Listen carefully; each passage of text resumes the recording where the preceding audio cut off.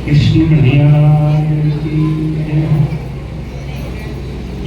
सबसे पहले हम गुरु जी के चरणों में वंदन करते हैं और हम सब यहाँ आए हैं नैना बाबा महाराज जी के मंदिर के चरणों में साधुवाद करते हैं। देखो महाराज जी की कितनी बड़ी तपोभूमि है। आज महाराज जी का यहाँ पे जो तप स्थान है, उनकी तप के कारण यहाँ इतना बड़ा आयोजन हुआ जा रहा है और हम सब उनकी कृपा से यहाँ भागवत का श्रवण कर रहे हैं। और आप भी जो यहाँ आए हैं, हम आए हैं, आप जितने भी आए हैं, आप भी महान आत्मा है।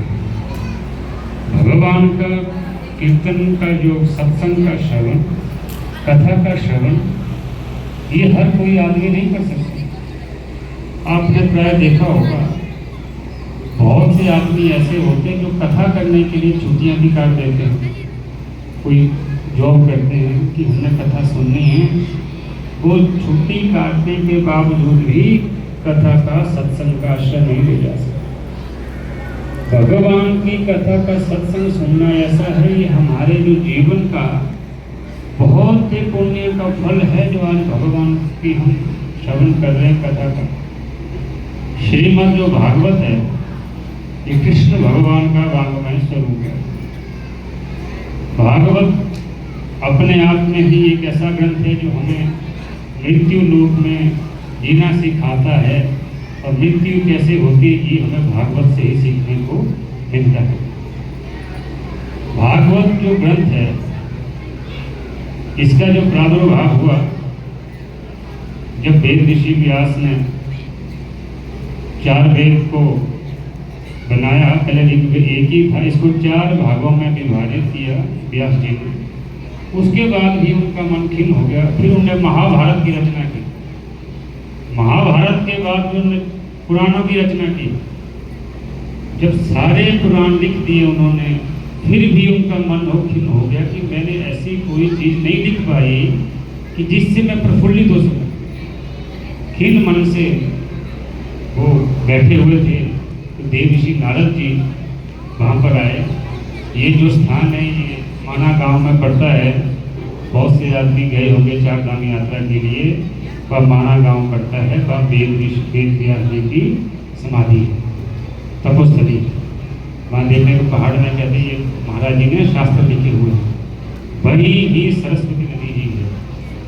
जब नारद जी के पास वो गए तो नारद जी ने कहा, महाराज जी आप सर्वज्ञ हो, सब कुछ जानने वाले हो, इतने आप पर ग्रंथ लिखे, उसके बाद भी आप किस तरह से खिन्न हुए हो, क्या कारण है?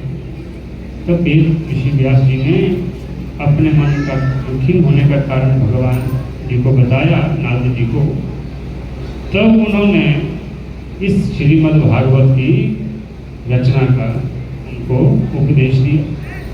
तब वेद ऋषि व्यास जी ने सरस्वती नदी में स्नान करके, क्योंकि सरस्वती नदी वही ही उत्पन्न है, उसके बाद उसका लुप्त हो जाता है और प्रयागराज में वो निकलती है। इस गंगा यमुना सरस्वती है। जब वहाँ गए, जैसे उन्होंने भगवान वाल्मीकि का ध्यान किया कि उनके पुत्र सुखदेव जी थे, कथा सुनी हो गया, वो विरक्त थे।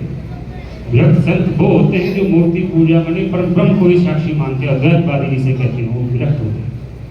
विरक्त होने के बाद समाधि में बैठे हुए थे, जैसे ही भागवत के उन्होंने जो श्लोक जोर जोर से बोलने शुरू कर दिए, कश्यप के 5 शिष्य थे, तो जैसे उनके कानों में श्लोक पड़े उनकी समाधि टूट गई।